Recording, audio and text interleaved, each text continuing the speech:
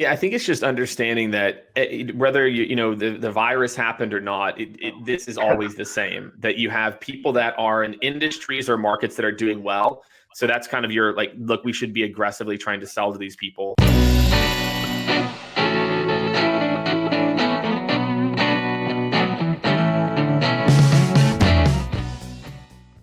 Okay, I think we are live. Hey everyone. So I think we have a few people watching. I see people coming in on Facebook and LinkedIn as well. But yeah, if you're here, if you're watching this live today, we have Jake Dunlap here with us.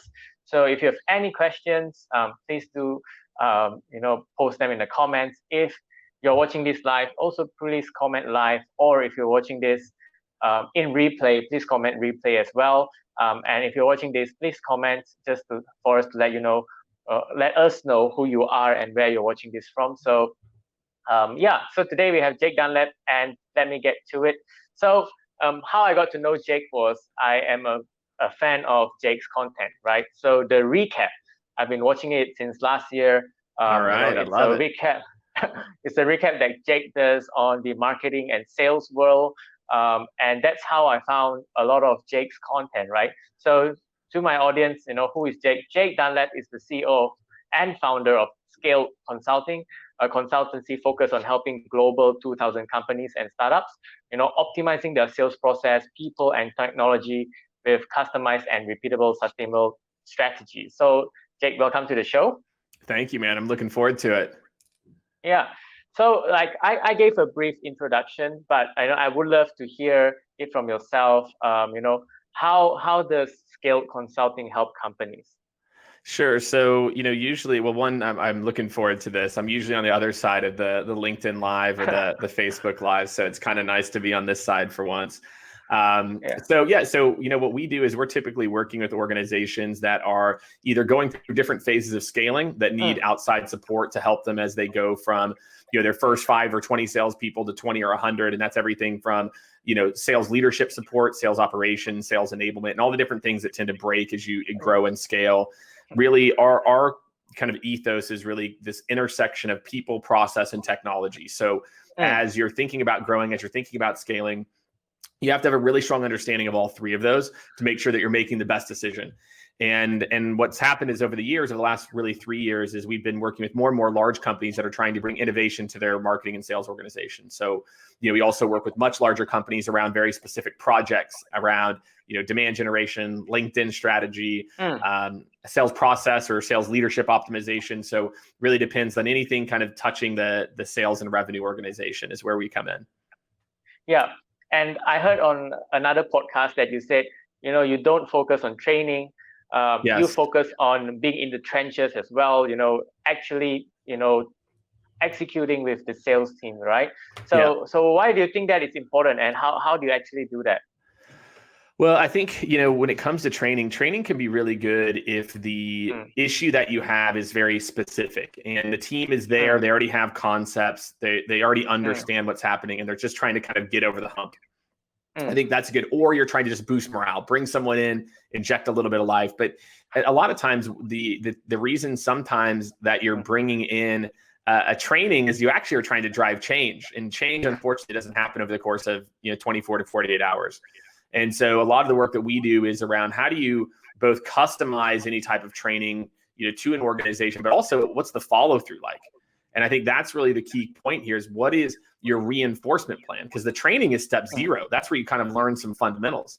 It's not until you get to the reinforcement and making sure that it sticks that you really know if anything was successful. So that's how our view is that training without some level of reinforcement leads to not getting the results that you most likely want to get, right? And so if you have kind of a mix of an intake to get to know the business, some amount of customization, and then you have that reinforcement, you're gonna have a much higher likelihood of actually driving forward the change that you wanted in the first place.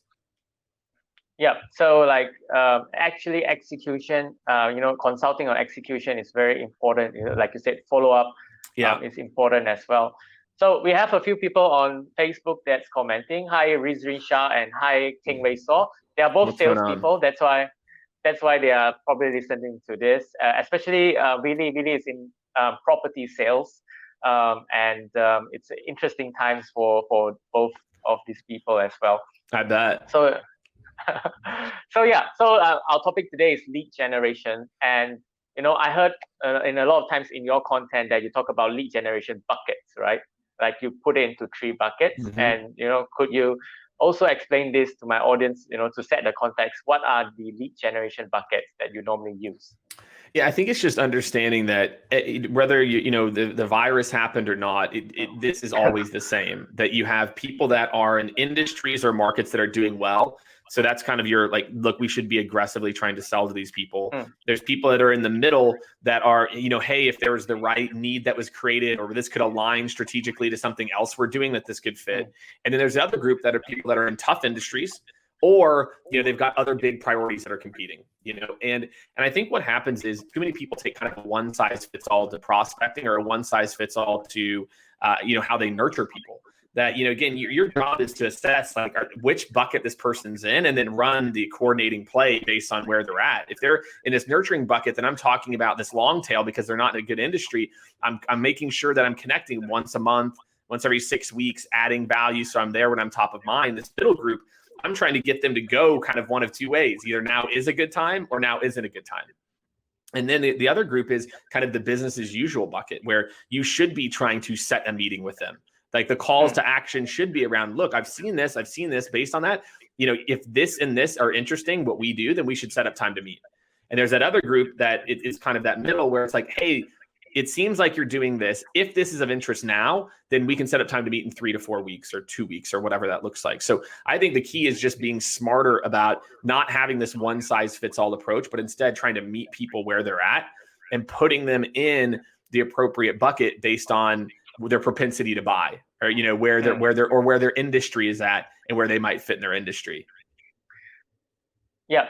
Just to recap, what are the 3 buckets? It's people who are not interested, to people who are interested ready to buy. Yeah, and a lot of this is dependent. Yeah, and think about it. A lot of this is dependent on the industries that they're in, right? Is their industry doing well, or is their industry not doing well? Right. And so a lot of people, that's how you have to think about it. You could have 250 VPs of operations, but they're going to be in a completely different bucket based on what's happening in their space and their industry. If you sell into retail, for example, well, if you sell into people that have big box, they're in the 3rd bucket. They're not doing so hot. But if you sell into online dry goods, they're killing it right now. And I think too often we put everyone who's a VP of operations in retail in this one size fits all plan, as opposed to saying, no, well, okay, this industry is doing really well, so we're going to go straight for a call to action to meet. This industry is just nurturing. This industry, I'm going to see if timing could be right and then put them in the appropriate bucket. So it's that kind of ready now, could be ready in the next 2 to 3 months, and probably won't be ready for the next, 3 to 6 months. And again, each industry is a little different in terms of those time bands, but that's how I would think about it. Yeah. I use this analogy in my training as well. I said everyone right now is going to buy face masks are in the ready to buy bucket, right? You just need to tell people what price it is and where to buy it, and everyone will just buy it. You don't need any nurturing. You don't need to do any marketing for it. So it's very interesting that you have to tailor your marketing initiatives to people in the right phases, and people who are ready to buy, or people who are ready to buy in the near future. That's right. And I think most salespeople are not doing this, right? Most salespeople are assuming everyone's in the ready to buy bucket, or when coronavirus hit, everyone went the opposite way. Everyone assumed that nobody was buying, right? Everyone assumed that these are uncertain times, nothing's happening. And so what was weird is we went for this mentality of the only thing we knew how to do was ask for a meeting right this second, to the complete opposite, which is we can't ask for a meeting because everyone's world's falling. And now I think it's starting to kind of flesh out that there are these 3 different groups. There's the people that have that, the mask or the bread maker, the whatever the need. Then there's the people that with the right positioning or very dependent on their industry could be in either bucket. And then you've got those industries that are still being really effective. And so it's just important as we get on the other side of this, and we kind of start to think about back to market, that you don't lose this mentality. It's always been this way. You've always had groups of people. Not everyone was already ready to buy. So you as a salesperson also have to own your own nurturing plan as well too. What are you doing to nurture these people? What are you doing to keep them warm? It's not just marketing's job. It's your job too. We have a question from Facebook regarding this. Just to want to confirm, I think you already answered. The question was, do we segregate based on the performance or strength of the industry? Like you said, a different industry is the right time for different industries and the wrong time for some. That's right. And it's coupled with the job title. So let's take this, for example, right? But more so industry, because I'm just trying to think like with job title where you might segment is maybe, a finance organization right now is super overwhelmed, but a marketing organization has bandwidth. So a finance team might be in that middle bucket if we're reaching out because they're still busy looking at costs, doing this. They're not thinking about forward, but marketing might be starting to look forward. So to me, it's a combination, primarily industry related, but then also what's happening in that business. I mean, look, in sales, you've got to know your buyer. You've got to know the differences between these different types of buyers. So for me, like that's how I would think of it. Yes, the industry swath first. And then I would say, are there, and there might not be, are there any differences between the different job titles and where they might be in that buying process? Yeah, that's a good answer, Jake. So if the company is a tourism industry, I might not be hitting them with an outbound anytime soon. That's correct. Yeah. So talking about lead generation, I know you talk about LinkedIn a lot. I also talk about LinkedIn a lot. But when it comes to sales or when it comes to B2B marketing, so since you're the B2B sales leader, what are the effective channels for lead generation? Yeah, I mean, I think right now it's a mix. And I think that a lot of people get messed up because they kind of put LinkedIn in one bucket and then they put everything else in another bucket, right? It's like, what's our LinkedIn strategy? And then what's our call and email and mail strategy? How we look at this is it's an and. It's and. You're going to do all of the above. And that, a lot of the modern sequences that we're building are LinkedIn heavy at first because I can look and see, are they posting so I can interact with their posting? Are they liking and commenting so I can get to know what they're like? So a lot of our sequences start heavy with LinkedIn because if they're there on LinkedIn, we can interact with them and potentially start a little bit of a dialogue before we go straight for the calls and emails. If they're not, then you just skip ahead to the calls and emails. I've talked to so many different leaders that are getting no calls right now. Nobody's calling, because they're nervous or they're scared or they can't find their cell phone or it's not transferring, whatever it is. And so that's my advice to anyone who's, I think the cold calls are great. But again, imagine I reach out to you, Bob, and I say, hey, Bob, hey, I saw this post. I thought I'd just give you a call. Like real quick, here's what we do at XYZ. It seems like those are the types of things that you're interested in. If it makes sense, like let me know if there's interest and we can set some time up to talk next Wednesday. So it's like, go from the LinkedIn, learn and do the research. And if they're not interacting on LinkedIn, then you just go straight to calls and email.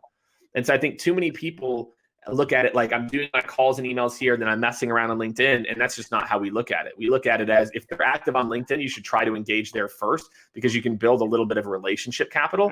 And then if they're not active, you just skip ahead. And so you're kind of intertwining these things versus keeping them in totally separate buckets.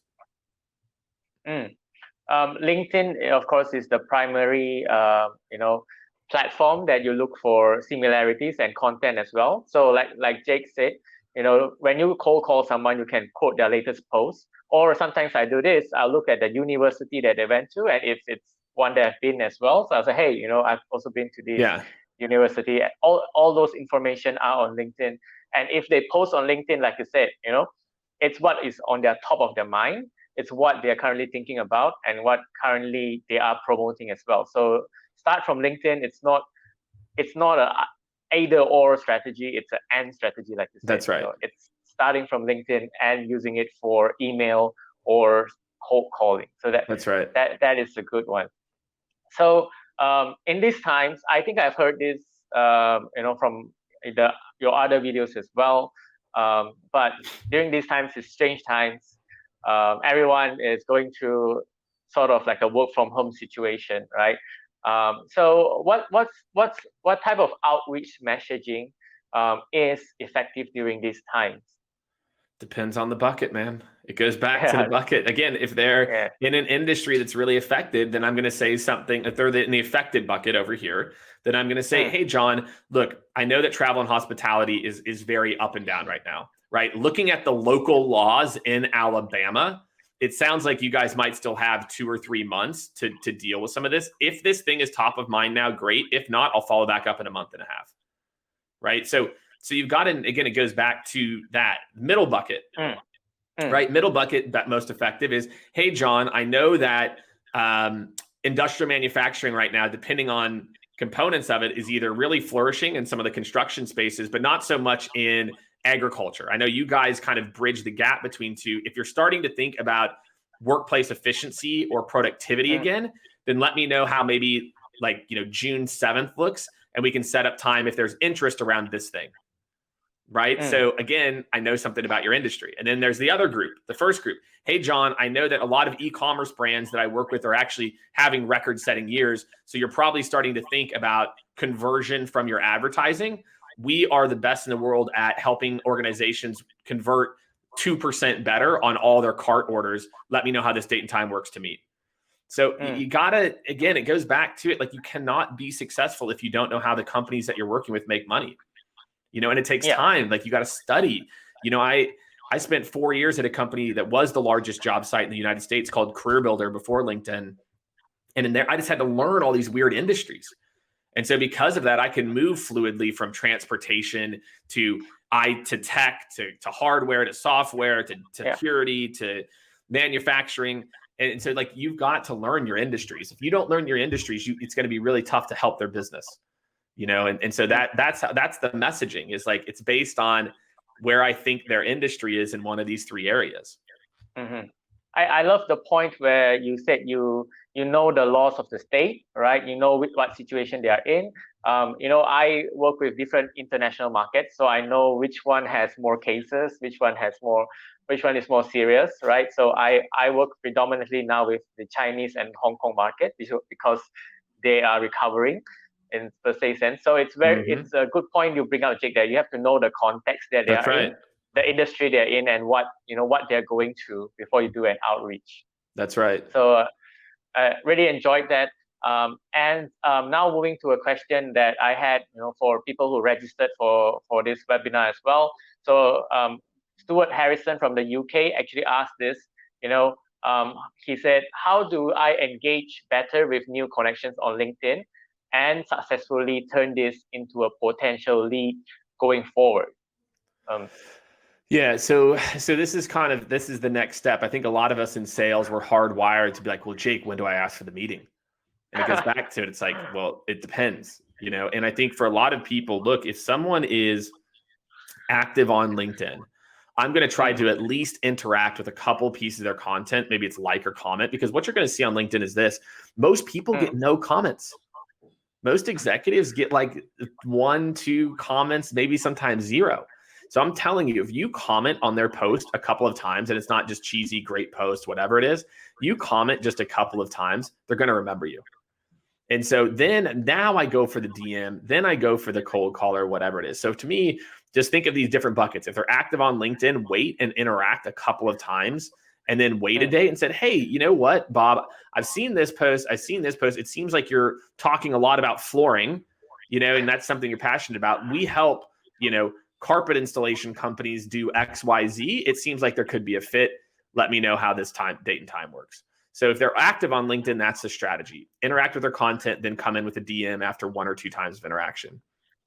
If they're not as active, on LinkedIn in particular, then what you're going to do is, again, you're going to use that data similar to the example that you gave to say, hey, I've noticed that you're interacting. I've noticed that these are the types of posts, and I came across you because I also follow John Henderson.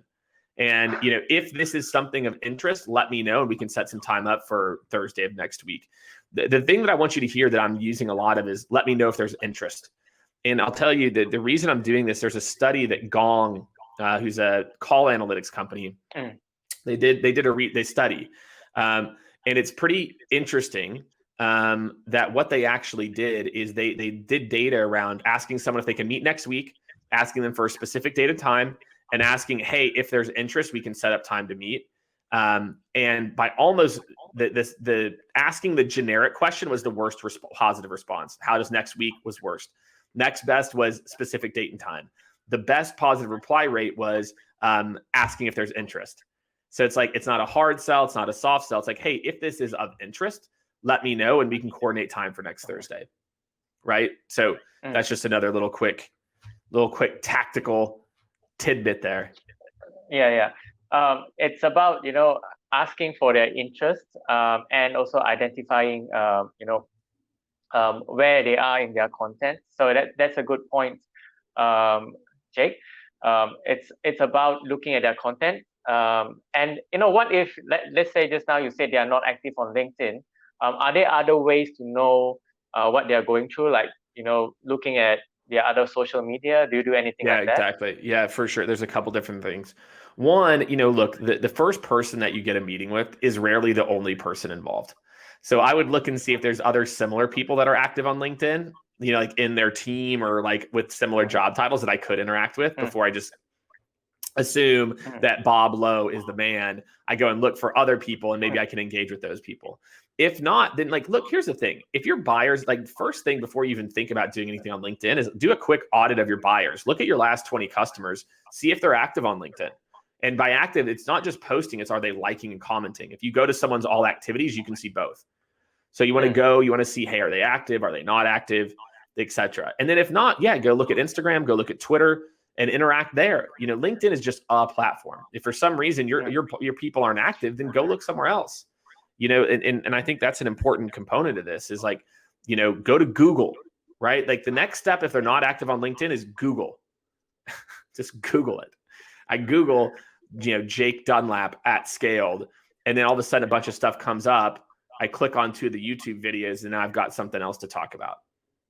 So you just got to go where your audience is. And step one is to do a quick audit for that. That works out really well. Yeah. I like Google because if you can't find anything on LinkedIn, you probably can find their company blogs or maybe some video or some talk that they gave on a keynote that they gave on YouTube. So that research is really important, to engage a new connection on LinkedIn and potentially bring them to the conversation. Hey, are you interested in this? Yeah. So moving on to customer engagement, right? So I've heard you talk about this in different podcasts. How do you measure successful customer engagement? Is there any metrics that you use? Yeah, well, there's a couple that you can use once they're already a customer. I think for us, a lot of the work that we try to focus on with companies is how do you create a good experience for your customer? Right now, the process is very much engineered for sales team efficiencies, right? Like I want to move this person to this step and this step and this step. And, we don't transfer information very well between steps. So step one is to almost take a look at your internal processes and think like your customer. Like, is this a good process? How excited would you be about going through this process, et cetera? So that's where, to me, a lot of this starts is take a look at your customer's experience with your sales and marketing organization. Is it disjointed or is it smooth? And that actually can help you to, convert deals faster, get people more excited, et cetera. On the flip side, what I think everyone should realize, your job as a company is to try to create power users, right? People that are using the product like every day, every week, or every month, whatever it's intended to use. And if you realize that the goal isn't a signed contract, the goal is power usage, the way that you think about how you onboard employees and how you engineer your customer success team completely changes. And so for a lot of teams, there's teams that are compensated on speed of onboarding. Well, what does that incentivize me to do? Jam people through who aren't even using yet, And then you have CS teams that are more reactive than they are proactive. And they take, again, a cookie cutter approach to every single customer. So again, for me, you've got to be smarter than that. You have to really think as an individual. You have to think about, where is this customer? Oh, wow, they've got some old legacy systems, so their change management curve is going to be longer. So they're going to take 12 weeks instead of 6 weeks. And that's okay because that's where this customer is. Whereas another company, same size, same industry, might take 6 weeks because their team's just structured differently. But we take this one-size-fits-all approach to onboarding and how we treat our customers that just doesn't accurately reflect what's happening in their organization. Yeah. So it's the customer success is also measured by the customer satisfaction, how they are on board and their experience with the product and the team. So another thing that I heard you say this was that you encourage account managers or customer success staff to actually aim for growth, right? Instead of just maintaining the accounts, right? You aim for growth, right? So in the B2B context, I might be managing advertising accounts, I might be managing software accounts. So how do you, when you manage an account, how do you, encourage the customer to buy more to achieve growth? I mean, the good part is it's very similar to what we talked about earlier, right? Yeah. It's all the same thing, guys. If you don't know how the company makes money, you're not going to be able to grow the account. So if instead I know what's happening in their industry and what's happening in their space, and I put them in the bucket of how I'm going to work with them, these people are on maintenance mode. I'm just trying to retain them, making sure we're checking in, touching base, catching up, whatever. This group I'm testing, but the key thing too is that so there's that. If you don't understand their business and their priorities, you're not going to be able to grow your business. And I think what happens with a lot of customer success people is they get in this like zombie mode where it's okay. Well, hey, I wanted to touch. Do you think your customers want to consistently catch up or touch base with you, or checking in? Like you're not adding any value. So the key to being great at customer success is understanding your customers' goals and priorities the same way someone would sales, and then making sure you're adding value in every interaction.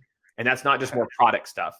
And it's not just saying like, hey, I want to see what's up with you. Like people will stop wanting. That's why we see a lot of people stop meeting with them, right? Like over a period of time, over the course of they start missing meetings or pushing meetings. Oh, well, we don't have anything to talk about today, etc.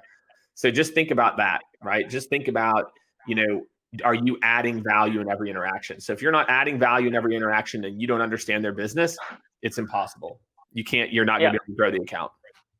Yeah. Good. That's a good one, Jake. I think someone on Facebook concurs with you. So let me just pull up. So Rizrin Shah actually says it boils down to due diligence to our customers, understanding their cycles, their processes, and like you said, and their goals too. So it's a combination of their industry coupled with what are the goals that person has for their department or their group. And then, based on their goals, there's some things that I can help with. So it's the mix of the two that I think people just get a little confused on, is they don't really understand their buyers. They understand like that they're using it, but they don't really understand that why they're using it, how they're using it, what they're trying to accomplish at the department level, etc. Yeah, that's a good point, Jake. The understanding their individual goals, what KPIs they have to meet, and also the department. It might be very different goals than the whole company. So that's a good point as well. Understanding, your clients, the person that you're speaking to, what are their goals is very important to growing that account. That's right. I think, Jake. So I think we have come to an end to our questions. Thank you for your time. If you have anything to say to my audience or any sales advice you want to give to my audience, can say it or not. Thank you for your time, and thank you for doing this interview. And hi everyone watching on LinkedIn, and hi to everyone watching on Facebook as well. Yeah, I think look, my parting advice is one, make sure to follow me on LinkedIn. So and on Facebook. It's Jake Dunlap on Facebook. It's really easy. It's also Jake Dunlap on LinkedIn. So make sure to follow me /Jake Dunlap.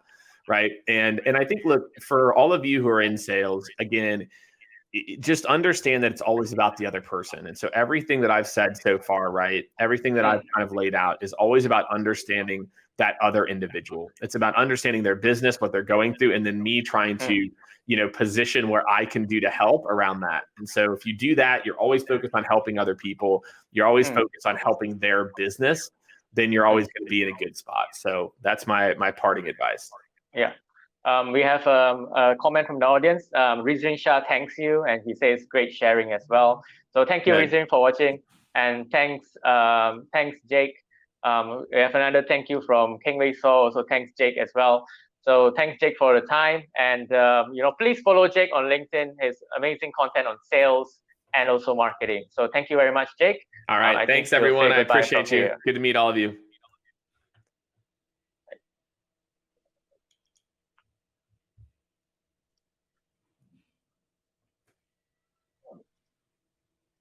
All right, thanks so much, Jake.